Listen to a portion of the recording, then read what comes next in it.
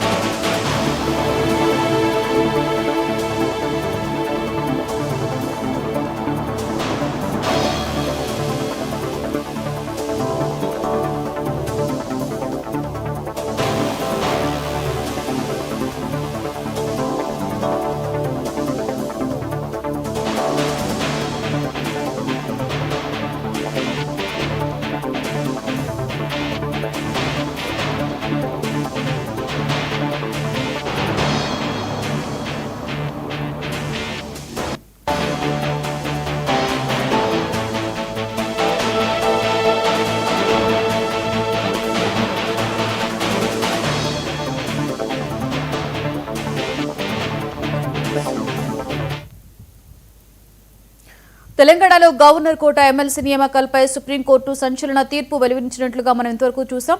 దీనికి సంబంధించి పూర్తి సమాచారాన్ని మా చీఫ్ రిపోర్టర్ శ్రీనివాస్ లైవ్ లో అందిస్తారు. శ్రీనివాస్, తెలంగాణ గవర్నర్ కోట ఎమ్మెల్సీల విషయంలో సుప్రీంకోర్టు సంచలన తీర్పు వెలువరించింది. గత సర్కారు హయాంలో నామినేట్ చేసిన కుర్ర సత్యనారాయణ అలాగే దాసు శ్రావణ్ నామినేషన్లు అప్పటి గవర్నర్ తమిళసై తిరస్కరించడంపై వారిద్దరూ సుప్రీంకోర్టును ఆశ్రయించడం జరిగింది. ఈ కేసు సుప్రీంకోర్టులో విచారణ ఉండగానే కాంగ్రెస్ ప్రభుత్వం రావడం, కాంగ్రెస్ ప్రభుత్వ హయాంలో అమీర్ అలీ అలాగే ప్రొఫెసర్ కోదండరాంను గవర్నర్ కోటాలో ఎన్నిక చేయడం జరిగింది. ఆ తదుపరి వెంటనే ప్రమాణ స్వీకారం కూడా జరిగింది. ఈ క్రమంలో తాజాగా సుప్రీంకోర్టు తీర్పు ఇవ్వడం అనేది ఒక సంచలనంగా మారింది. రాజకీయ వర్గాల్లో ఒక తీవ్ర చర్చకు దారితీసిన పరిస్థితి ఇది. దీనిపైనే ఎమ్మెల్సీ కవిత కూడా తాజాగా స్పందించడం జరిగింది ఎక్స్ వేదికగా. ఆమె ఈ తీర్పు పట్ల బీజేపీకి చెంపపెట్టుగా పేర్కొనడం జరిగింది. గత సర్కారు హయాంలో ఏదైతే అప్పటి సీఎం కేసీఆర్ నామినేట్ చేసిన అభ్యర్థులను గవర్నర్ను అడ్డం పెట్టుకొని బీజేపీ పార్టీ ఆపించడంలో కుట్ర చేసింది. ఈ కారణంగానే ఈ పరిస్థితి వచ్చిందని ఆమె ఎక్స్ వేదికగా చెప్పారు. ఇప్పటికైనా బీజేపీ గుణపాఠం నేర్చుకోవాలి. అక్కడ బీసీ రిజర్వేషన్లు 42% బీసీ రిజర్వేషన్లపై ఆర్డినెన్సు అలాగే బిల్లు గవర్నర్ రాష్ట్రపతుల వద్ద పెండింగ్లో ఉంది. ఇప్పటికైనా ఈ రిజర్వేషన్లను ఆమోదించాలని కూడా అదే ఎక్స్ వేదికగా ఆమె పేర్కొనడం జరిగింది. మొత్తం మీద బీజేపీని టార్గెట్గా చేస్తూ ఎమ్మెల్సీ కవిత తమ విమర్శనాస్త్రాలను ఎక్స్ వేదికగా ఎక్కుపెట్టిన పరిస్థితి. అదేవిధంగా ఇప్పుడు తాజాగా సెప్టెంబర్ 17 తర్వాత తదుపరి విచారణ ఉంటుందని పేర్కొన్నారు.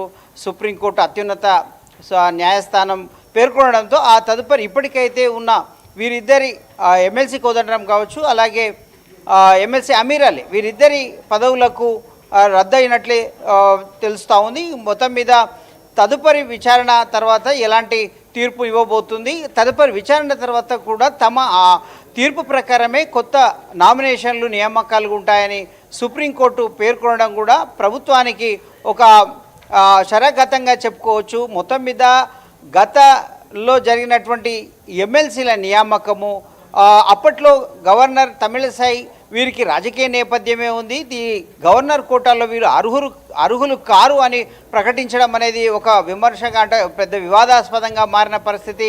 ఆ తర్వాత ఈ సుప్రీంకోర్టులో ఉండగానే కేసు ఈ అంశం సుప్రీంకోర్టులో ఉండగానే తాజా ప్రభుత్వం కూడా ఆ సుప్రీంకోర్టు తీర్పును పరిగణలోకి తీసుకోకుండా గవర్నర్ కోటాను భర్తీ చేయడం, ప్రమాణ స్వీకారం చేయించడము కూడా ఒక వివాదాస్పదంగా మారిన తర్వాత తాజా తీర్పు అయితే మరొక కొత్త కోణంలో చర్చకు దారితీసింది. తదుపరి పరిణామాలు రాష్ట్ర రాజకీయాల్లో మరి ఎట్లా ఉంటాయి, ఈ తీర్పు రాష్ట్ర రాజకీయాలపైన సమీకరణాలపైన ఎలాంటి ప్రభావం చూపుతుందనేది చూడాల్సిందే. రానున్న స్థానిక సంస్థలపైన కూడా దీని ప్రభావం ఉండవచ్చని రాజకీయ పరిశీలకులు భావిస్తున్న తరుణంలో ఇంకా పర్యవసానం ఎలా ఉంటుందనేది వేచి చూడాల్సిందే. Lakshmi. Right, thank you Srinivas.